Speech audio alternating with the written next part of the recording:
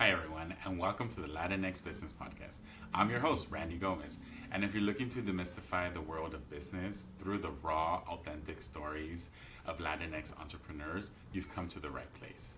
As someone with an MBA and an IRS enrolled agent license, I've spent years helping freelancers, partnerships, and S corporations navigate the often tricky waters of the U.S. tax law.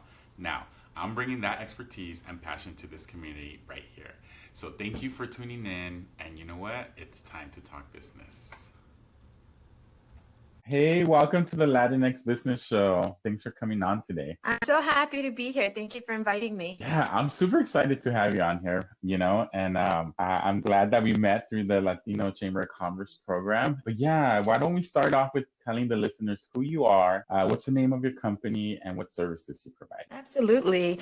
My name is Marina Grijalva. I am the founder and president of Mundo Academy. We offer academic coaching for students in elementary, middle school, and high school. And we also partner with local nonprofits. We're in the Los Angeles area, nonprofits and schools to offer programming for their students. And our programming includes classes on everything from study skills, SAT and ACT prep, college guidance, and then as well as other classes that are more academic based, like for example, writing for college or review of algebra. Okay, see, I learned something new right now. I totally just thought it was private services, but you also partner up with nonprofits and other organizations in the LA area, which I think is an amazing cause, right? But yeah, so one question that I asked everyone on the show is, what's your preferred pronoun? If you have a specific one, I would like to use that one throughout the show, of course. Yes, my pronouns are she, her. She and her. Okay. Yeah, cool. Thanks for asking.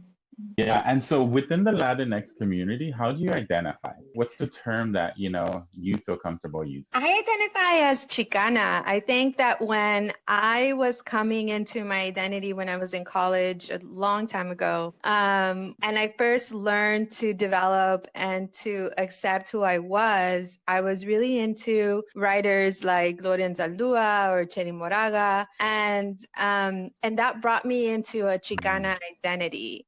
I don't feel like I hear Chicana as much anymore, but that's definitely the way that I personally identify as a queer Chicana. A queer Chicana. Amazing. It's so funny when you say those names. It just takes me back to the Claremont colleges, right? Because for those who are listening, both you and I are alumni of the Claremont colleges, which is where I also feel like I learned more about my Chicana identity, about my Latino identity in the U.S., But yeah, you're so right.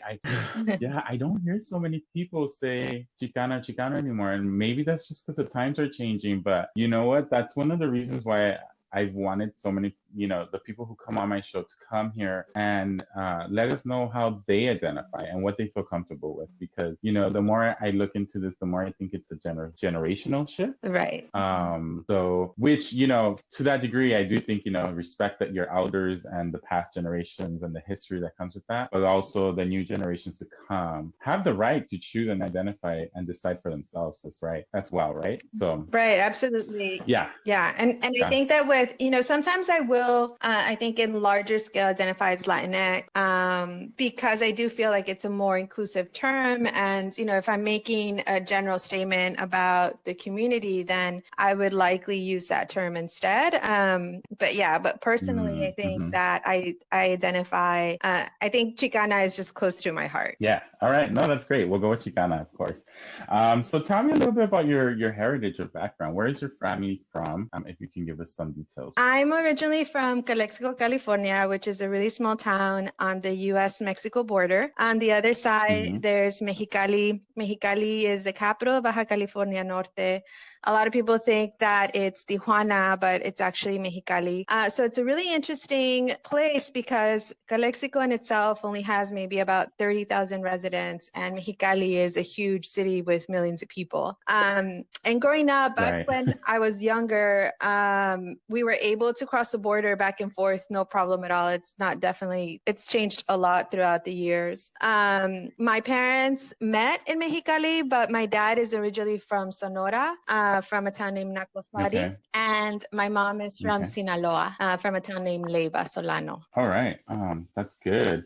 You know what's funny? And I just have to put my own sense and connection here with you. So as what was that? Maybe in 6th grade, we started doing trips to San Felipe, Baja California. Yeah. Right? With my family and my mom's comadre, and who became family. But we would always drive through Calexico, through Mexicali to get to San Felipe. So I'm so fond of that place because it was always like our pit stop. We would always stop in Calexico for like lunch or breakfast, depending if we were going or coming back, right? Because there was like these, what was it called? It was like a buffet, but I don't remember the name. But at the time, they were not even like over here in LA. I think they were just in that area of town where they started. Was it like hometown buffet? No, I don't. I'm trying to think. No, buffet. Golden Corral. There you go. Oh, yeah. Do you remember? Yeah, they did not start in the LA area. So right. Every time we would stop, the whole family, it was like 20 people that needed to eat. Of course, what's the fastest, most economical thing to do is everyone stops there. And the reason we knew was because my mom's comadre's husband had worked in Calexico for a couple years, so he knew like where's right to have good food. But yeah. So like you just said that right now, and it took me back. To be honest, I'm surprised you actually didn't say that you would go eat Chinese food, because there's a lot of Chinese food places in the area too. There was a large population of Chinese people who came to build the railroad, and so then it's Mexicans and Chinese folk who live in Calexico, Mexicali, which is definitely very interesting. Yeah, it's so interesting because you know what's funny now that you say that? I actually had a high school teacher who was born and raised in Calexico, and he actually was like an immigration agent for a quick minute before he moved to LA. And yeah, I remember thinking like, every time I would pass by there when I was in high school, I would think about that teacher, but I was like, yeah, I don't like him so much, but I like this place, like I have fond memories. Well, thank you for sharing that information with us, because I feel so many people don't share that, and I think, in order to know who you are and to trust you, we really need to know where you come from, right? Absolutely. So thank you. Yeah, my next question is, how did you get started in your industry?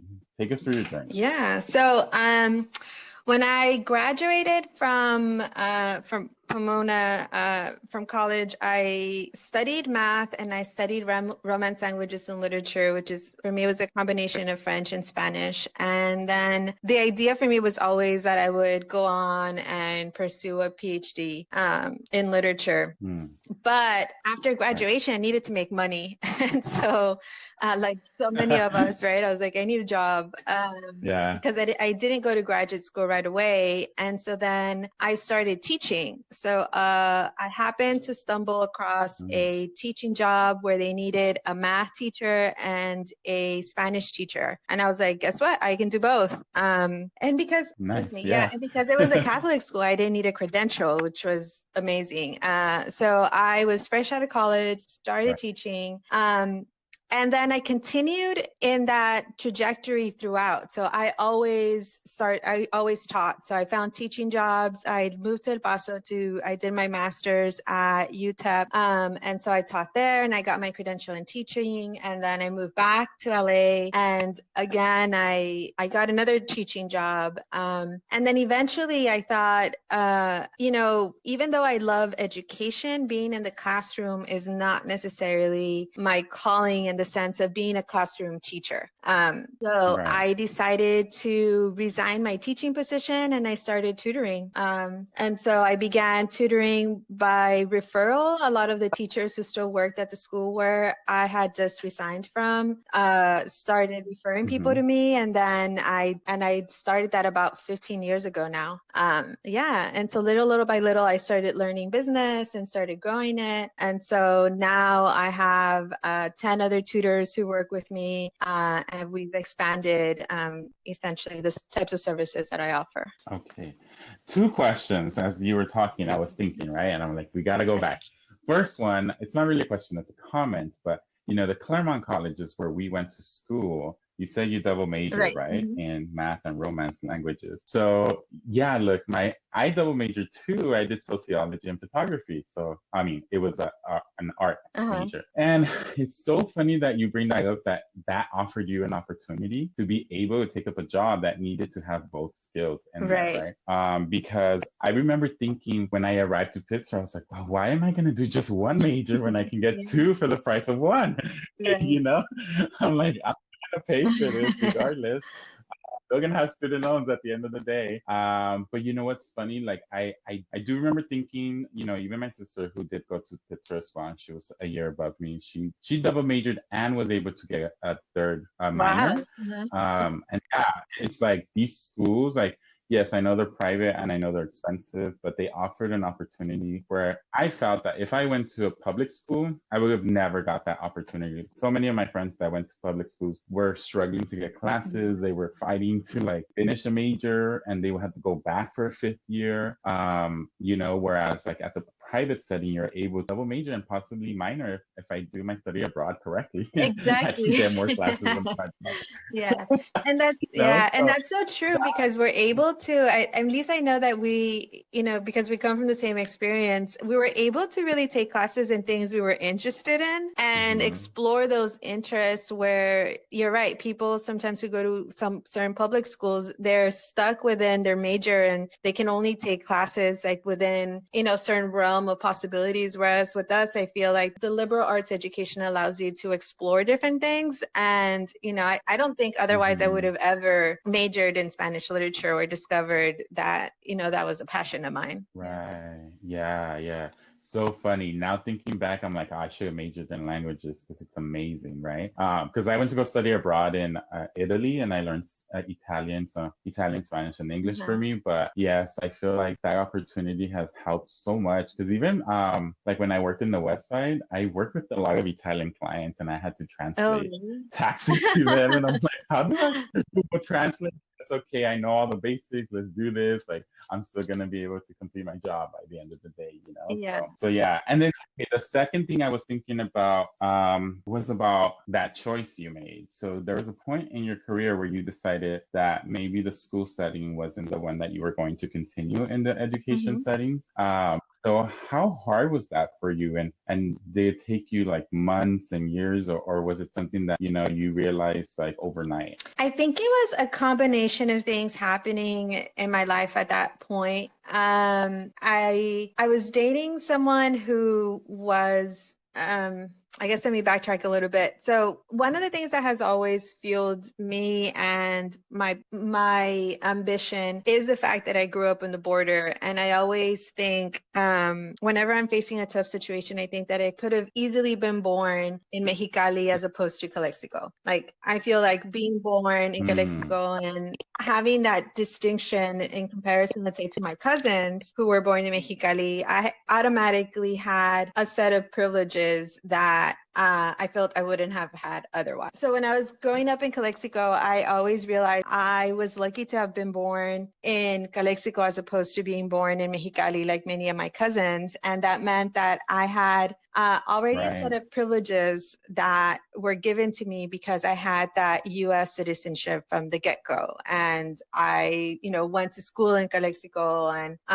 And so that's always fueled my ambition, and that I feel like a sense of responsibility of needing to do more or taking advantage of the resources that I have to the fullest extent. And I think that I had an epiphany with that when I was teaching, because I was teaching at a very privileged school with students who were going to get the resources that they were going to need no matter what. At that point, I was also dating someone who was undocumented, and I would see her struggles and challenges in dealing with that. And yeah, it Mm, was one of those things where I was like, you know what? Like, what am I doing? Like, this is not what I want to do with my life. I need to make a change. And so yeah, so I mean it did take some thought, but it was a very more of an epiphany of like, okay, no, this is not where I need to be spending my time right now.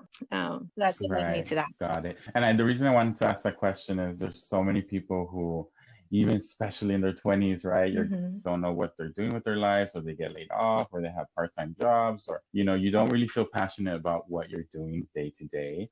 But we have found our passion, both I do believe that you and I have. So, and I love helping people with taxes, and you love helping people with getting them into college and, just academia in general, that I feel like it's important for people to know that even if it's not now in your life, you will find it, right? You will find your passion. You will find, as long as you continue to search and ask those questions of like, what am I doing? I do truly believe that it will appear. Right? Yeah, I definitely agree. And it's about having that self introspection, and then also having the courage to make the change and to take the leap. And the worst thing that can happen is that you fail and you get up and try again. But you Mm-hmm. won't know unless you try. Exactly. Yeah, I think it's like never, just don't give up. And I think that's like an important lesson for people to take. So tell me more about your business journey. Have you ever felt alone as a queer Chicana and now entrepreneur in this business of yours? It's been 15 years. Wow. Yeah, I have. I think especially when I first started, because I'm in education, I felt a need to hide my identity because, working with younger people, I think things have changed more today. And I think it was more of a Mm-hmm. personal issue, but just, coming out or being upfront about my sexuality was something that I struggled with because I felt that I was going to lose business because of it. And I think Yeah. eventually I came to the realization that I needed to be who I am. And if I lost business, then I didn't need their business anyway, right? So, Yeah. so it just kind of came.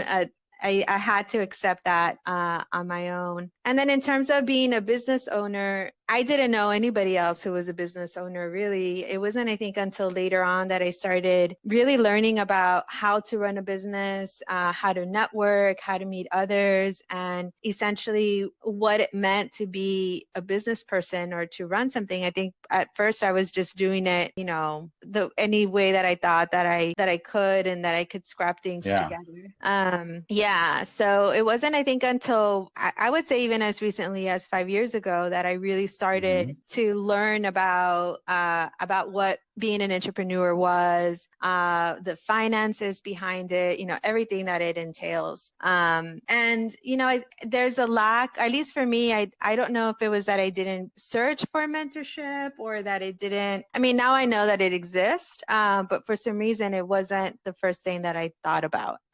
Yeah.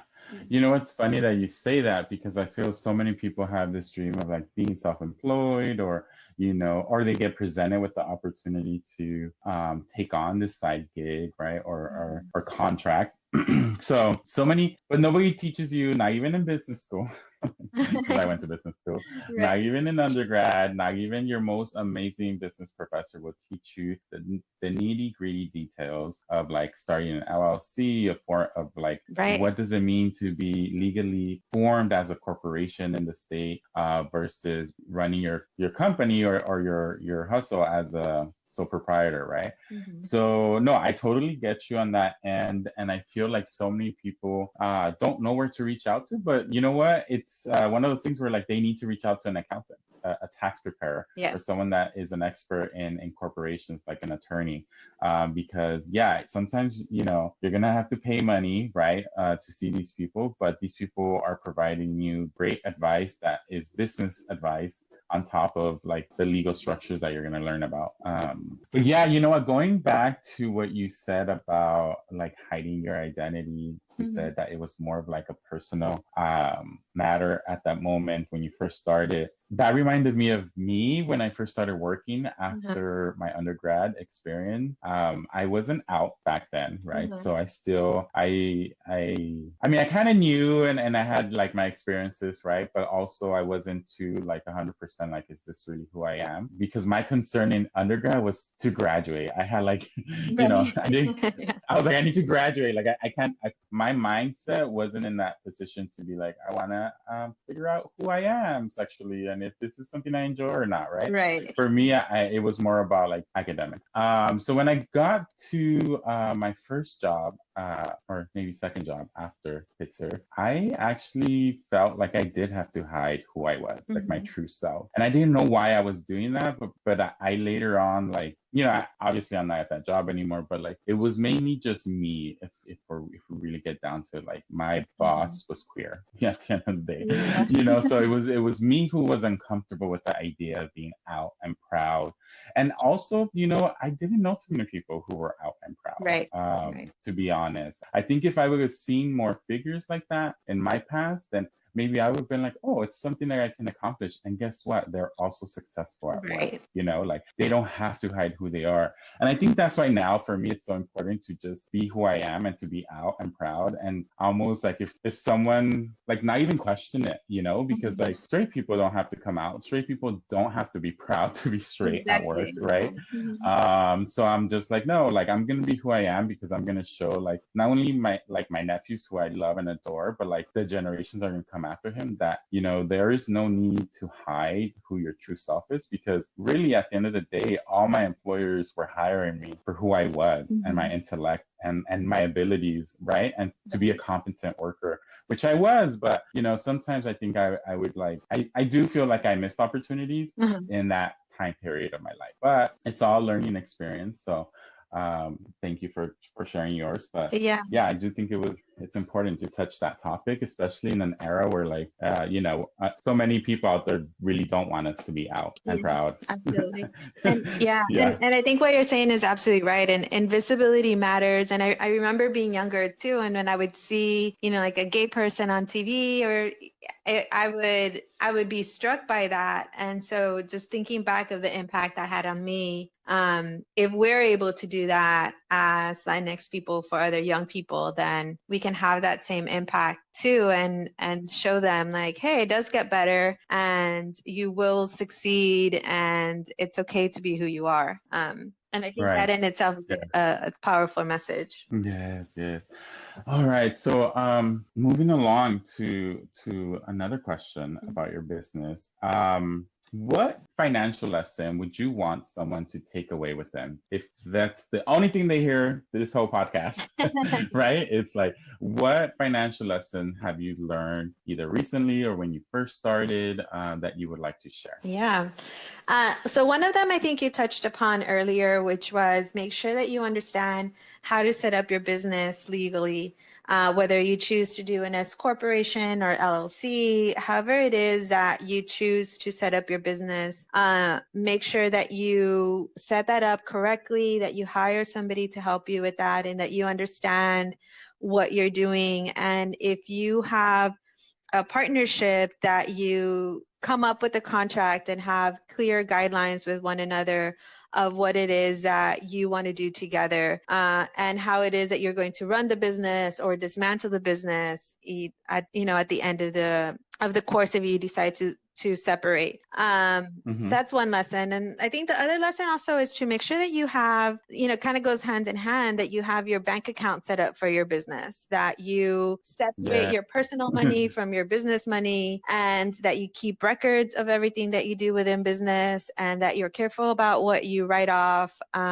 And so that you really understand the finances. And something that I'm still learning is in terms of, like, looking at your numbers, like what activities are bringing in the most money, right? Sometimes I think we think that a certain activity that we're passionate about is where we're investing much of our time, but in reality, that activity might not be making you any money at all, whereas something else might be one, your bread and butter, and so where you need to really maybe pay more attention and develop it further. So I guess and that's such a good lesson. No, it's such a good lesson, because I remember, even when I first started doing tax, which was over 10 years ago, I first started off with individuals, very easy tax returns, right? But once I got into the corporate and the LLCs and the partnerships and the high net worth individuals, you would not comprehend how many people would say, hey, Randy, do I have to keep separate bank accounts and receipts for the business, or can I continue using my personal one? Yeah. And I'm like, well, I've been at this for 5-6 years, and I know that you have to keep everything separate, because otherwise you're piercing the corporate veil. Right. So when that happens, you give the IRS, you give them the authority to be able to look into your personal records, into your bank accounts, into your credit cards, into your receipts, your box of shoe receipts underneath your bed, you know. So yes, that is such an important lesson that, you know, unfortunately so many people don't know, because in the US it's so easy to become an entrepreneur as a sole proprietor. And as a sole proprietor, yes, you do use your personal bank account, your personal credit cards, and your personal money to start the business. But eventually you need to move away from that. And most people don't, but you need to move away from it even within the first year, because then, you know, if you incorporate, then there's no point of you incorporating at that point, because you're still commingling your personal assets with the business assets. So thank you for bringing that up. I think that's very, very important. So yes, if any lesson anyone takes today, that would be an amazing one. So talk to me more about the pandemic. You know, it is 2020.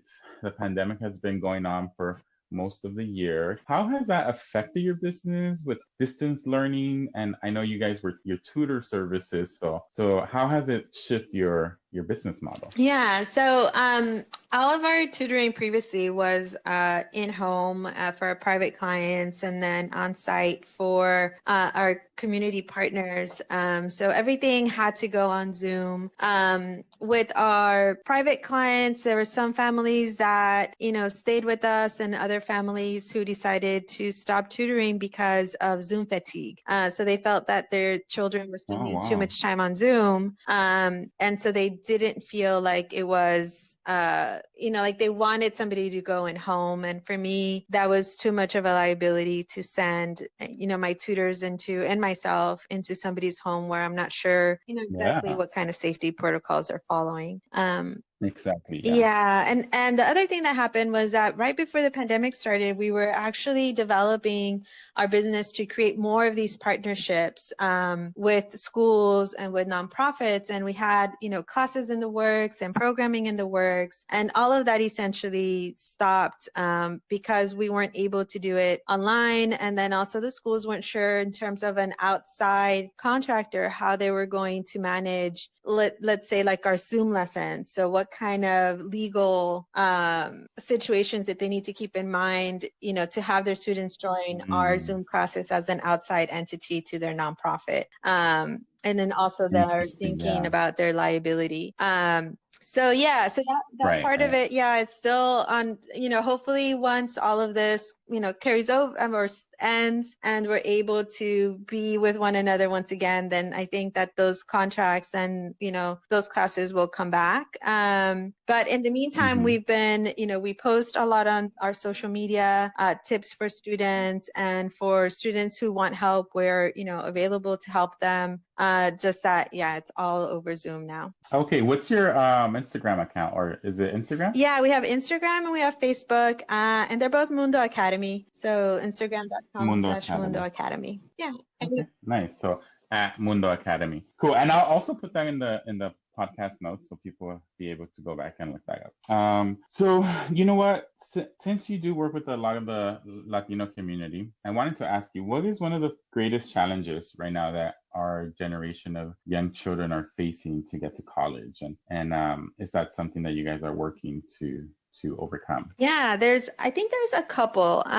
One of the biggest, I guess, and I think it comes from what we were talking about, our shared personal experience of going to a private college. One of the biggest things that I try to instill in my students and the students I work with is for them to look into private schools as a possibility when they're looking at colleges. I feel like many students only stay within or only think about Cal States and UCs, and mostly because of the financial aspect. They feel like those schools are less expensive. And while that's true, at the same time, private schools offer so many opportunities and financial aid. They make sure that you graduate in 4 years. And so even though public school education seems more attractive, at the end of the day, a private school education is going to offer you more resources. So at least in my experience, it did. And so then for students not to discredit that possibility. No, and I agree with you because I remember I never struggled, not even as a freshman, to get a class that I wanted to get because, of course, they always gave seniors priority. Right. But I remember all my friends at the UCs were like, "Oh, I can't really take that class until I'm a senior or a junior," and I'm like, "Wow, that's crazy to me." And then I had the smallest class I had at Pitzer College was a 5-person class because after 5 people, they shut the class down, right? But I went in there as an ILA student and I hated that. I was like, this is so much. This is like it Pressure, was right? Yeah. overwhelming for me. Yes. And I was like, why do I have to answer again? Like, can I just sit here and someone else give the answer? And but you know what? By the second year, I was like, this is me. This is my jam. Like I don't know what I would have done at a big auditorium with 300 students who I'm just another number. And guess what? Yeah, my high school education was really not the best. I was on top of my class, but I wasn't on top of my freshman class when I arrived, right? So I agree. So you said there was a couple. Okay, so moving along, what were the other things that you said? Yeah, I think that the other thing is parent support. So sometimes I feel that parents, send their kids to school, whether it's a public school or if they have the means to pay for a private high school, and they leave their child's education to the school and they feel like the school is going to take care of them and make sure that they have all the information they need to do well. When in reality, that's not true. A student needs to be able to advocate for themselves, and parents also be involved in everything from the course selection process to making sure their children are involved in activities and that their grades are high. Oftentimes I see, students who all of a sudden senior year decide, oh, I want to go to college when they haven't been paying attention to what they've been doing since freshman year. And all of that counts. Like students really need to start really thinking about what is their end game? Where do they want to end up, and start planning for that starting, I would say even 7th and 8th grade, kind of having that mindset, because by the time you're in senior year, that's too late oftentimes, because you'll realize, oh, I didn't do well in this class, or I don't have all my requirements, or, whatever it might be. And so then really for parents to help their students instill the mindset of going to college, starting early, making sure that they're getting good grades, A's and B's, A's if necessary, getting them the help that they need if they don't have those good grades, and just supporting them all the way through and not leaving it up to the school. Right. That's it's funny. My parents always have taught me that too, that the parents have to be involved, but I also realize that there's a lot of parents that are not involved, or, some they might not want to be involved, but there's others who just can't be involved. But that support system at home is so important and critical for their success. So yeah, no, thank you for sharing that. Okay, well, if someone does need this help, I know you can provide it, and your company, you have services. How can they get a hold of you? What's the best way for them to contact you? Phone call, email, website? Yeah, so you can visit us at mundoacademy.com, Mundo, MUNDO, academy.com. You can also call or text. Our phone number is 626-354-2032. And I know that you'll probably put that up as well, and you'll find that on our website. And also through email. My email is marina@mundoacademy.com. And I'm happy to answer any questions. So whether it's, you just have, a little duda about something, or you have, you want clarification, we have a lot of resources at our disposal.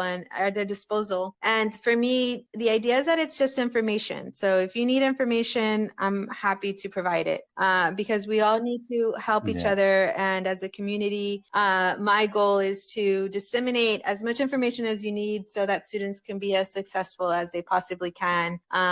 Yes, exactly. So, and again, on our social media, we post a lot of information on study skills, scholarships, opportunities that we come across. So that's one way to reach us too. Okay, cool. I love that. You are open to give information and to help those who will just call you for an inquiry. And you know what, Marina, I think you've given so much amazing information in this short podcast. So I'm very thankful for your knowledge and for coming on board. But this is my last question. So if you have something you can recommend to the group, whether it's a book, a podcast, or a quote you live by, what would you leave the audience with? Yeah. So one of my favorite podcasts is a podcast named ALT.LATINO, ALT.LATINO. It's a podcast on NPR about music. And I love it because it's usually about 30 minutes long, if I'm not mistaken. But I feel like that's how I discovered new music from around Latin America and the US. That's actually how I learned about Cardi B, which is funny. Yeah. Really? Yeah, that's so random. Yeah. I know. Because they had Through I know, they NPR. had like an interview with a group of young LatinX music writers, and they were all talking about Cardi B, like back, with Bodak Yellow, I think is the name of the song. And I was like, what? Like, how are they raving about this? So anyway, because it was just not within Yeah. my rotation of music. So Yes, yes, yes. You know what's funny? I'm glad you recommend that podcast because I love NPR, so I listen to NPR like every single day of my life. Because there's a point when I left college and I was in between jobs where I was like super depressed. But I somehow clicked on NPR on the radio and I was commuting like an hour and 15 minutes to work at that time because I was working on the west side. And I live on the east side, right? I grew up born and raised in East LA. So I was like, wow, like I am learning. Like this is like in current news and information of radio that is very like fact driven as well. So I felt revitalized. Like I did other things to get out of my depression. Like I started working out and I started journaling. I started going to therapy sessions and stuff. But hitting NPR, like NPR to me is like a lifesaver. I think after college, I realized that I felt like I was dead because I wasn't learning anymore. And I didn't realize that till later, but once I found NPR, I was like, this is life. This is life. So the fact that you're able to find, Latinx music on Out Latino is amazing because, I do think that sometimes the music they play on the regular radio, I'm like, I don't really care much for it. Like, I'm not here for that. I'm really not here for that. I'm here for the news and the facts. But the fact that and you say it was out, right? right? Yeah, I think like alternative, alternative Latino. So yeah, so that's a great recommendation. And again, Marina, thank you so much for your time. And hopefully you'll be on the show soon. Yeah, thank you for having me. This was a lot of fun. All right, Bye. You. Bye now. Thank you so much for joining me on this episode. Please take a moment to subscribe, rate, and share this podcast with your network. Your support helps our Latinx business community grow stronger with every listen, and I truly invite you to connect with us. Send us your questions, your comments, or even your own business stories to randy@rgtaxes.com. I would love to hear from you. Until next time, keep learning, keep building your business, and keep growing your business mindset.